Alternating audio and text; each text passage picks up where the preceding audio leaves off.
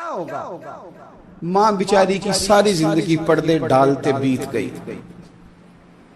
ابا نے آ کے پوچھا کہاں گیا وہ کہتی ادھر ہی تھا، مجھے بتا کے کہ ابھی آ جائے گا، وہ مجھے کہہ گیا تھا کہ میں نہیں ادھر ہی تھا، کچھ بھی نہیں، ایسی کوئی بات ہی نہیں۔ ساری زندگی پردے ڈالتے بیت گئی۔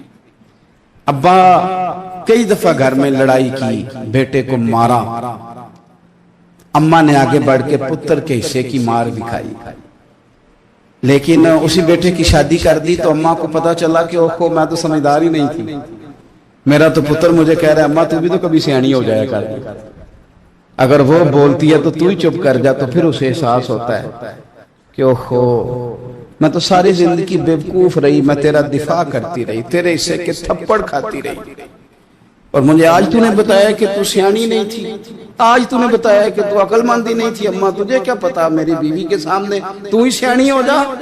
وہ ٹوٹ جاتی ہے، بکھر جاتی ہے، وہ کبھی پلٹ کے دیکھتی ہے تو اسے بڑے سارے زخم تازے ہو کے دکھائی دیتے ہیں، وہ یار میں ہی سیانی نہیں تھی۔ سنو نا، امام حسن رضی اللہ تعالیٰ عنہ فرماتے ہیں امام حسن نے کوئی لمبا وقت نہیں اپنی والدہ کے ساتھ گزارا، چھوٹے تھے تو سیدہ فاطمہ الزہرا رضی اللہ تعالیٰ عنہ وصال کر گئیں، پر شیر خدا کے پتر کی بات دیکھیں، امام حسن کہتے ہیں لوگوں میں جب تھوڑا سا باشعور ہوا اور مجھے چیزیں تھوڑی سی دکھائی دینے لگی تو میں نے کبھی اپنی اماں کے ساتھ ایک پلیٹ میں کھانا نہیں کھایا تھا۔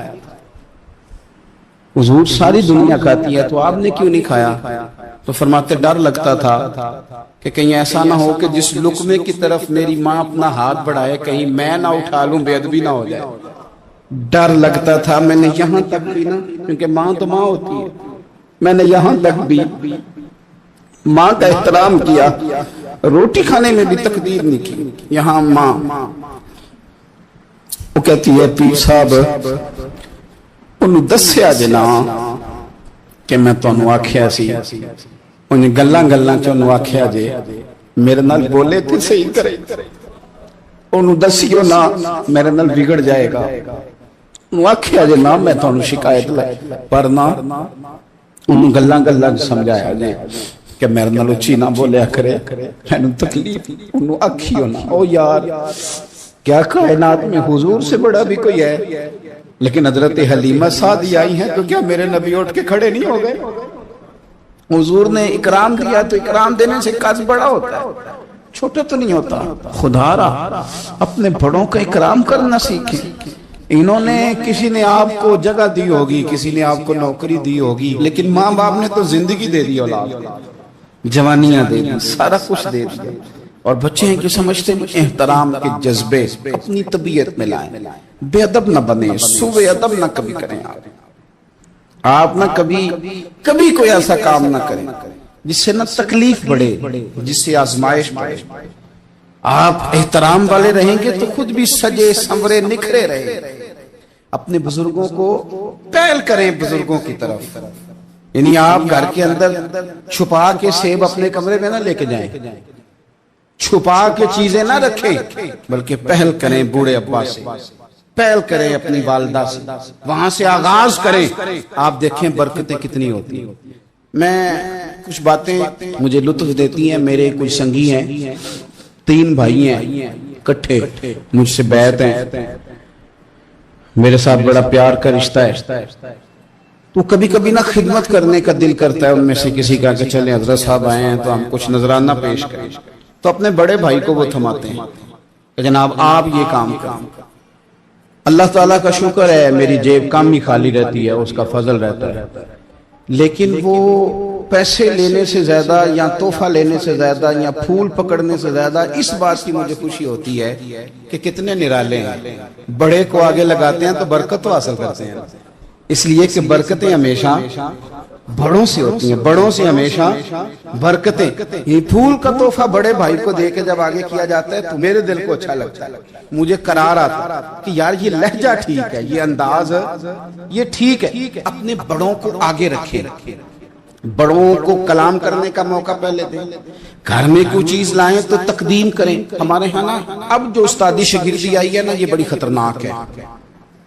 ہمارے ایک قاری صاحب تھے، ایک مدرسے میں پڑھاتے تھے، بڑا مارا کرتے تھے، اور میں انہیں مذاق بھی کرتا تھا، کبھی کبھی عذرائے محبت مزاح کرتا تھا۔ میں ان سے کہتا تھا قاری صاحب آپ شاید مار کھا کے پڑھیں اس لیے بچوں سے بدلہ لیتے ہیں۔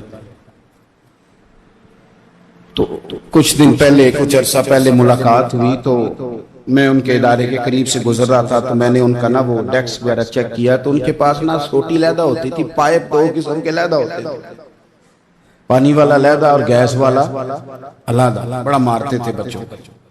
مجھے بھی اختلاف تھا اس بات سے، میں ان کو گزارش بھی کرتا تھا۔ تو میں گیا تو وہ جس طرح وہ خیر استاد کمال کے تھے، انہوں نے بڑے کامیاب حافظ تیار کیے، اور ویسے بھی بندہ بڑا بااصول، بڑے اچھے، بڑے نفیس۔ میں نے ان سے کہا کہ وہ خیر ہے، چھوٹیاں چھوٹیاں کدھر گئیں آپ کی؟ کہنے لگے حضرت صاحب نہ شاگرد رہے، نہ استاد رہے، نہ وہ ماں باپ رہے۔ کہنے لگے پتہ نہیں 2-4 سالوں میں کیا ہوا ہے۔ تو میں نے کہا آپ کو تو کوئی منع کاری نہیں، میں نے کئی دفعہ سمجھایا تھا آپ باز نہیں آتے۔ کہتے تھے اب آ گیا ہوں، اس لیے کہ ایک کو چھڑی مار رہے ہوتے ہیں تو دوسرا ساتھ ویڈیو بنا رہا ہوتا ہے۔ پہلے طالب علم اس طرح کی توہین کا رویہ استادوں کے ساتھ نہیں کرتے تھے، وہ کہتے تھے جیسے بھی ہے فیض استاد سے لینا ہے۔ اب آپ ذرا گھور کے دیکھیں تو کہتے ہیں لاؤ کتابیں، جا رہا ہوں بڑے مدرسے، بڑے کالج، بڑے اسکول۔ میں نے اپنی زندگی میں دیکھا کہ ہمارے بڑے کہتے تھے، کبھی گھر کے بتاتے نا استاد جی نے مارا ہے تو کہتے تھے کسی غلطی سے مارا ہوگا، اور اس طرح کے سخت لفظ بولتے تھے کہ ہمیں لگتا تھا کہ ہمارے بزرگ ہمارے ساتھ زیادتی کر رہے ہیں۔ وہ کہتے تھے کہ منو ہڈیاں چاہیے نے پڑیا ہو رہے، یہ لفظ کہتے تھے میرے ابا جی میری اماں، ہڈیاں دیا جی سانو پر دیا جی پڑیا۔ اب کیا ماحول ہے، ڈر آتا ہے، چے گھورتے ہیں۔ ان کی اماں آگے کہتی ہے تو 8,000 کا مولوی ہے، میرا 1.25 کروڑ کا بچہ ہے، تیری طاقت کیسی ہوئی چودھری کے بچے کو ہاتھ لگانے؟ اتنی تیری جرت کہ میں نے میرے بیٹے کو ہاتھ لگایا؟ کروں گی نا کل بندے کٹھے تیری کراؤں گی چھوٹی مسجد سے، تو اتنی تیری طاقت کہ تو میرے بچے کو مارے۔ ہم نے نا پرموٹ کی چیزیں، پرموٹ۔ حضرت خواجہ حسن بصری رحمت اللہ علیہ فرمایا کرتے تھے ادب نہ ہو تو علم آ ہی نہیں سکتا، اس لیے کہ کتابیں رہنمائی کرتی ہیں، کتابوں کی ترجمانی تو استاد نے کرنی ہے۔ تو اگر آپ وہ احترام ہی نہیں ہے، وہ طبیعت ہی نہیں ہے، وہ ذوق ہی نہیں ہے، سیکھنے کا وہ خاص جذبہ ہی نہیں ہے۔ ہمارے صاحب رحمت اللہ علیہ فرمایا کرتے تھے بہت سارے لوگ بڑے بڑے درویشوں کے پاس جا کے خالی آتے ہیں۔ حضور کیوں؟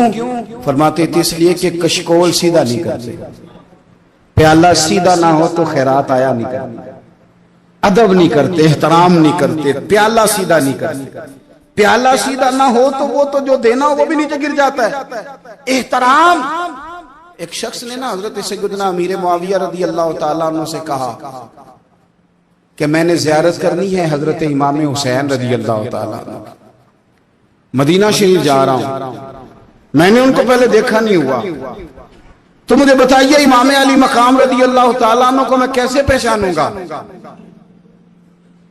تو ابن عساکر دیکھیے گا حضرت امیر معاویہ رضی اللہ تعالیٰ عنہ فرمانے لگے تو مدینہ شریف جانا، ایک شخص لوگوں کے حلقے میں بیٹھ کے لوگوں کو دین پڑھا رہا ہوگا، مسجد نبی میں وہ چمکتا ہوا چہرہ لوگوں کو قرآن و سنت کی تعلیمات سے روشناس کر رہا ہوگا، اور فرمایا اس کے ارد گرد لوگ اس ادب سے بیٹھے ہوں گے کہ جیسے ان کے سروں پر پرندے بیٹھے ہوئے ہیں، ذرا حرکت کی تو پرندے اڑ جائیں گے۔ فرمایا جب وہ نورانیت والا ماحول تم دیکھو اور اتنے با ادب شاگردوں کے بیچ بیٹھی ہوئی ایک نورانی ہستی کو دیکھو تو سمجھ لینا وہی حسین ابن علی، وہی ہے امام علی مقام امام حسین، کہ جو اس احترام کے ساتھ لوگوں کو انہوں نے آداب سکھائے ہیں، اس طرح انہوں نے لوگوں کو سمجھایا ہے کہ ان کے شاگردوں کا یہ رنگ ہے کہ وہ تو سر نہیں ہلاتے کہ کہیں پرندہ نہ اڑ جائے۔ اس انداز میں جب لوگ، مجھے بات یاد آ گئی، امام احمد بن حنبل رحمت اللہ علیہ بہت بڑے محدث تھے، تو مجھے پتہ ہے اگر آپ مجھ سے پوچھیں گے نا اس دور میں فقہ سب سے بہترین کس کو آتی ہے تو میں آپ کو بتا سکتا ہوں، کیونکہ میرا شعبہ ہے نا۔ آپ پوچھیں گے صرف ناب کا استاد کون اچھا ہے تو میں بتا دوں گا کہ کہاں پہ ہے، کون ہے، میرا شعبہ ہے. اسی طرح سے میڈیکل کے شعبے سے وابستہ لوگوں سے آپ پوچھیں گے کہ ہارٹ کا ڈاکٹر کون سا اچھا ہے تو بتا دیں گے. پوچھیں گے بھئی میں نے ایک ناک کان گلے کے ڈاکٹر کے پاس جانا ہے، تو جس کا جو شعبہ ہے اسے پتا ہوتا ہے. مدرسے کے بچوں کو بھی پتا ہوتا ہے کہ کون سا آدمی کہاں بہترین پڑھانے والا ہے. ایک بزرگ تھے شاہ بقی الدین ابن مخلد، وہ کہتے ہیں مجھے پتا چلا کہ اس دور میں نبی کریم علیہ السلام کی حدیث جو سب سے بہترین پڑھاتے ہیں وہ امام احمد بن حنبل ہیں. ان کو حضور کی حدیث سے جو خاص شغف ہے وہ کسی اور کو نہیں. کہتے ہیں میرے دل میں لو لگ گئی، حالانکہ میں امیر گھرانے سے تھا. میں کشتی میں بیٹھا امام احمد بن حنبل کے پاس آنے کے لیے، رشتے میں طوفان آ گیا، کشتی ہچکولے کھانے لگی. کسی طریقے سے ایک جزیرے کے ساتھ جا کے کشتی لگی، ٹوٹ گئی، بکھر گئی. میں جزیرے پہ اتر گیا، اور بھی کئی لوگ تھے. ایک مہینہ وہاں رہنا پڑا. بارشیں ختم ہوئی، موسم ٹھیک ہوا، ایک کشتی دکھائی دی آتی ہوئی.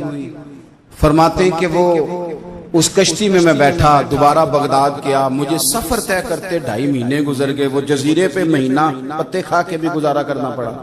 نکلا تھا علم حاصل کرنے.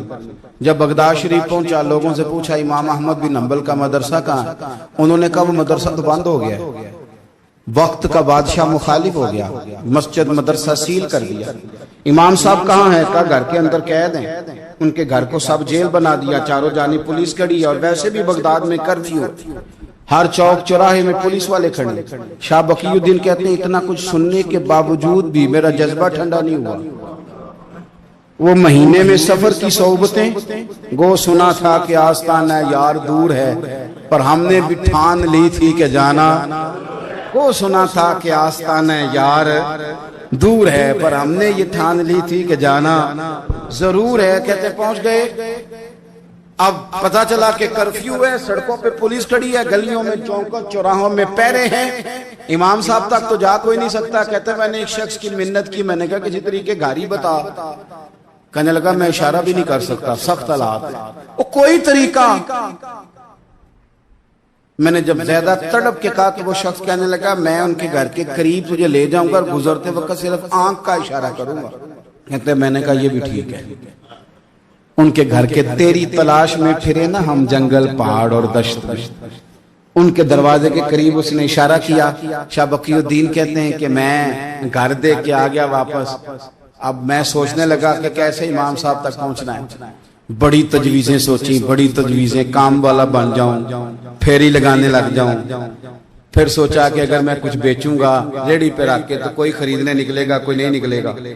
کس طرح کروں، کیا کروں، بڑی سوچیں. بالآخر میں نے طے کیا.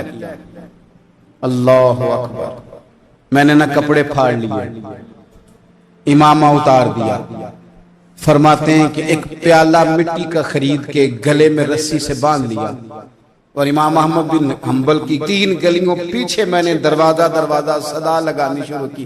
فقیر ہوں، اللہ کے نام پہ لینے آیا ہوں. کہتے ہیں ایک ایک دینار مانگتے مانگتے مانگتے مانگتے آزم یار منون دی خاطر اساں کی پیش وٹائے. کہتے ہیں مانگتے مانگتے نا میں امام احمد بن حنبل کے دروازے تک آیا. امیر گھر کا بچہ تھا، بڑے پیسے جیب میں ہوتے تھے.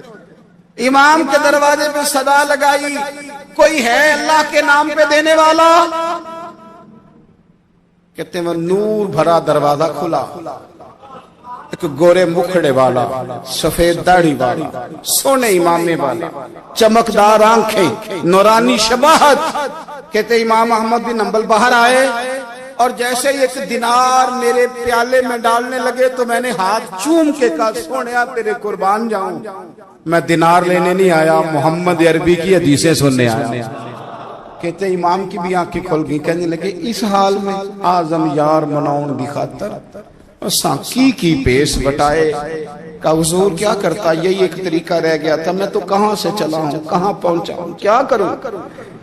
امام صاحب فرمانے لگے پھر میں بھی بڑے دنوں سے پریشان تھا، کوئی سیکھنے والا نہیں ملا، تم مل گیا. کہنے لگا حضور میں روز آ جاؤں فقیر بن کے، آپ جتنا چاہیں 2 4 5 منٹ میں مجھے حدیثیں سنا دیں، میں اگلے دن یاد کر آیا کروں.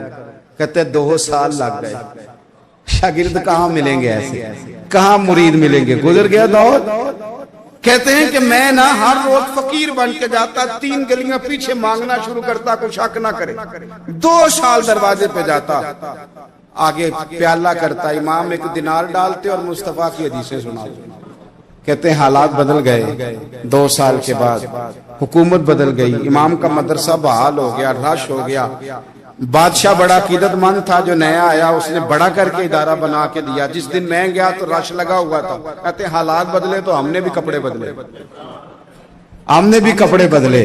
ہم نے بھی دوبارہ سے دستار باندھی اور کہتے ہیں بڑے لوگ بیٹھے ہوئے تھے میں جب داخل ہوا نا تو امام اٹھ کے کھڑے ہوئے آپ فرمانے لگے پتر ادھر آ تو آگے آ کے بیٹھ لوگ دین سیکھنے آتے ہیں تو فقیر بن کے مانگنے آیا تھا اور میں بھی باقیوں کو پڑھایا کرتا تھا تجھے میں دیا کرتا تھا اور اب باقی پڑھا کریں گے تجھے دیا جائے گا اور آج تجھے سینے سے نکال کے دیا کروں گا زمانے بدل گئے حالات بدل گئے وہ شخص چلا گیا کون حکمران تھا کون نہیں تھا لیکن استاد شاگرد کے ادب کی داستان قیامت تک باقی رہے گی یہ قیامت جب طبیعتوں میں احترام ہوتا ہے جب ادب ہوتا ہے آپ کو پتہ ہے نبی پاک صلی اللہ علیہ وسلم کو یہ ادب کتنا پیارا ہے نبی پاک علیہ السلام اس احترام کے جذبے کو کتنا پسند کرتے ہیں اللہ کے پیارے رسول صلی اللہ تعالی علیہ وسلم اس جذبہ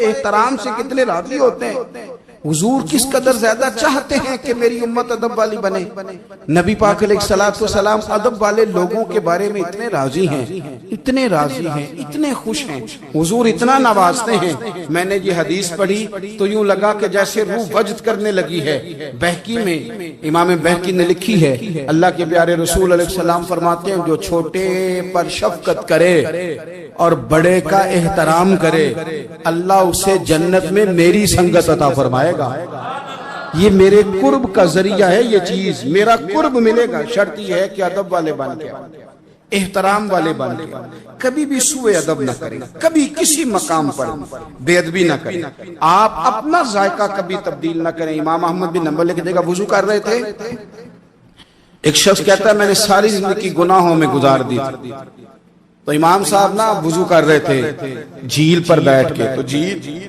اس طرح ہوتی ہے پہاڑ ہیں اوپر کو پانی نیچے آ رہا ہے تو کہتے ہیں امام صاحب نیچے بیٹھ کے وضو کر رہے تھے تو میں اوپر بیٹھ کے نا وضو کر رہا تھا یا پانی پی رہا تھا تو میں نے دیکھا کہ اتنے بڑے امام نیچے کہتے ہیں میں نا میرے دل میں خیال ہے یار میں ساری زندگی غلط کاموں میں گزاری ہے پر جو بھی ہے یہ رسول اللہ کے دین کے عالی ہے کہتے ہیں وہ حضور کے دین کی عزت کرنے کے لیے میں اوپر سے اٹھا آ کے نا تو میں تھوڑا پیچھے جا کے نیچے بیٹھ گیا جو میری حاجت تھی پانی پینا تھا یا منہ دھونا تھا میں وہ کرنے لگا کہتے ہیں امام صاحب نے بھی یوں نظر میری طرف دیکھی پتہ نہیں انہوں نے کیا دعا دی کہ رب نے مجھے توبہ کی توفیق عطا فرما میں اللہ کے فضل سے اللہ نے میرا دل موڑ دیا اور میں رب کریم کی بارگاہ کی جانب میری توجہ ہو گئی خدا نے مجھے اس ادب کی برکت سے اپنی بارگاہ کی طرف اللہ تبارک و تعالی نے مجھے موڑ لیا